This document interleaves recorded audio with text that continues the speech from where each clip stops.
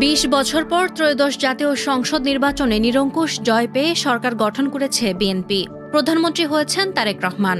গঠন করা হয়েছে ৪৯ সদস্যের মন্ত্রিসভা। এর মধ্যে ২৫ জন পূর্ণমন্ত্রী এবং ২৪ জন প্রতিমন্ত্রী হিসেবে শপথ নিয়েছেন। ২৪ জন প্রতিমন্ত্রীর দায়িত্ব যারা পেয়েছেন তারা হলেন এম রশিদুজ্জামান মিল্লাত। তিনি বেসামরিক বিমান পরিবহন ও পর্যটন মন্ত্রণালয়ের প্রতিমন্ত্রীর দায়িত্ব পেয়েছেন।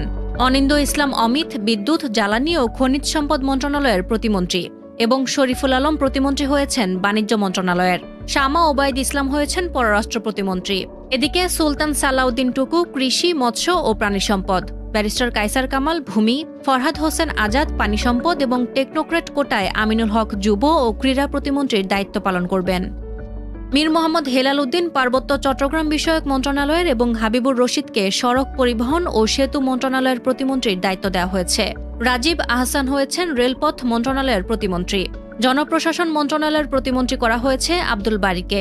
এছাড়া স্থানীয় সরকার, পল্লী উন্নয়ন ও সমবায় মন্ত্রণালয়ের প্রতিমন্ত্রী হয়েছেন মীর শাহে আলম। অন্যদিকে জুনায়েদ সাকি অর্থ ও পরিকল্পনার প্রতিমন্ত্রীর দায়িত্ব পেয়েছেন। ইশরাক হোসেন মুক্তিযুদ্ধ বিষয়ক মন্ত্রণালয় এবং ফারজানা শারমিন মহিলা ও শিশু বিষয়ক এবং সমাজ কল্যাণ মন্ত্রণালয়ের প্রতিমন্ত্রীর দায়িত্ব সামলাবেন। শেখ ফরিদুল ইসলাম পরিবেশ, বন ও জলবায়ু পরিবর্তন মন্ত্রণালয়ের প্রতিমন্ত্রী হয়েছেন।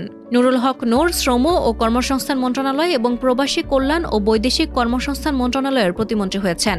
আর ইয়াসের খান চৌধুরী পেয়েছেন তথ্য ও সম্প্রচার প্রতিমন্ত্রীর দায়িত্ব। এদিকে এম ইকবাল হোসেন দুর্যোগ ব্যবস্থাপনা ও ত্রাণ মন্ত্রণালয়, এম এ মোহিত স্বাস্থ্য, ডাক ও টেলিযোগাযোগ, আহমেদ সোহেল মঞ্জুর গৃহায়ন ও গণপূর্ত মন্ত্রণালয়, ববি হাজ্জাজ শিক্ষা এবং প্রাথমিক ও গণশিক্ষা মন্ত্রণালয় এবং আলী নওয়াজ মাহমুদ খোয়ামকে দেওয়া হয়েছে সংস্কৃতির প্রতিমন্ত্রী।